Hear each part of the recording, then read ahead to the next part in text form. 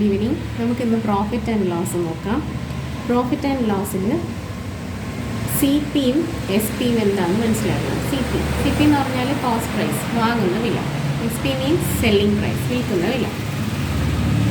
അപ്പോൾ പ്രോഫിറ്റ് എന്ന് പറഞ്ഞാൽ എന്താണ്? ലാഭം. ഈ ലാഭം കണ്ടെത്താൻ വിൽക്കുന്ന വിലയിൽ നിന്നും വാങ്ങുന്ന വില കുറയ്ക്കണം. സെല്ലിംഗ് പ്രൈസിൽ നിന്നും കോസ്റ്റ് പ്രൈസ് കുറയ്ക്കുക. അപ്പോൾ S P minus C P. അതേപോലെ ലോസ്, നഷ്ടമാണെങ്കിൽ എന്താണ്? നഷ്ടമാണെങ്കിൽ നമ്മൾ വാങ്ങുന്ന വിലയിൽ നിന്നും വിൽക്കുന്ന വില കുറയ്ക്കണം. അതായത് cost price minus selling price. എപ്പോഴും സെല്ലിംഗ് പ്രൈസ്, വിൽക്കുന്ന വില കുറവായിരിക്കും വാങ്ങുന്ന വിലയേക്കാൾ. അപ്പോഴാണ് നമ്മൾ നഷ്ടം എന്ന് പറയുന്നത്. ഇനി ഈ പ്രോഫിറ്റിന്, ഈ ലാഭത്തിന് തന്നെ പെർസെൻറ്റേജിൽ കണ്ടുപിടിക്കാൻ പറഞ്ഞാൽ എന്ത് ചെയ്യണം? ആ കിട്ടിയ ലാഭം profit by cost price into 100, അതായത് P by C P into 100. അതേപോലെ ലോസിൻ്റെ പെർസെൻറ്റേജ് ആണ് കണ്ടെത്തണമെങ്കിൽ സെയിം, ആ ലോസ് എത്രയാണോ എന്നെടുത്ത് എഴുതിയിട്ട് കോസ്റ്റ് പ്രൈസിൽ ഡിവൈഡ് ചെയ്ത് into 100, loss by C P into 100.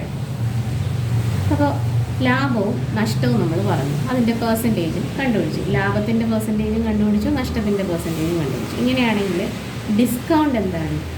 ഒരു വില, ഒരു മാർക്കറ്റ് റേറ്റ് തന്നിട്ടുണ്ടാവും, മാർക്കറ്റ് പ്രൈസ് ഒരു സാധനത്തിന്. അപ്പോൾ ആ പ്രൈസിൽ നിന്നും കുറച്ചായിരിക്കും വിൽക്കുന്നത്, സെല്ലിംഗ് പ്രൈസ്. അതിനെയാണ് നമ്മൾ ഡിസ്കൗണ്ട് എന്ന് പറയുന്നത്. അപ്പോൾ market price minus selling price, അതായത് ഒരു വില തന്നിട്ട് അതിൻ്റെ മേളിൽ സെല്ലിംഗ് പ്രൈസ് എന്ന് പറഞ്ഞാൽ ഒട്ടിച്ചിട്ട് ഡിസ്കൗണ്ട് എന്ന് പറഞ്ഞ് തരും. അപ്പോൾ 100 രൂപയുടെ സാധനമാണ്, ഇത് ഞാൻ 50 രൂപയ്ക്ക് വിൽക്കുകയാണ്. അപ്പോൾ ഓൾറെഡി 50 ആയിരിക്കും, നമ്മളത് 100 എന്നുള്ളത് മനഃപൂർവ്വം കയറ്റിയിട്ട് ഡിസ്കൗണ്ട് ഇടാൻ വേണ്ടിയിട്ട് 50 കാണിച്ചതാണ്. അപ്പോൾ ഡിസ്കൗണ്ട് കണ്ടു കഴിഞ്ഞാൽ, എവിടെയാണെങ്കിലും നമ്മൾ ഡിസ്കൗണ്ട് കണ്ടു കഴിഞ്ഞാൽ എന്താണ്? വേഗം കയറി ചെല്ലും. ഇത് എന്താണ്? സാധനം വാങ്ങിക്കാൻ വേണ്ടിയിട്ടുള്ള, കസ്റ്റമേഴ്സിന് കിട്ടാൻ വേണ്ടിയിട്ടുള്ള ബിസിനസ്സുകാരുടെ ട്രിക്കാണ് ഈ ഓഫർ സെയിൽ കൊടുക്കുക. അപ്പോൾ ആ ഓഫറാണ് നമ്മളിവിടെ ഡിസ്കൗണ്ട് എന്ന് പറയുന്നത്. അപ്പോൾ discount equal to market price minus selling price. ഒരു വില എഴുതിയിട്ടുണ്ടാവും, ആ വിലയിൽ നിന്നും വിൽക്കുന്ന വില കുറയ്ക്കുക.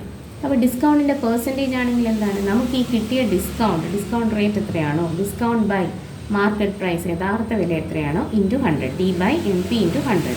ഡിസ്കൗണ്ട് കണ്ടുപിടിക്കാനാണെങ്കിൽ M P minus S P. Okay, നമുക്കിനി പ്രോബ്ലം ചെയ്ത് നോക്കാം.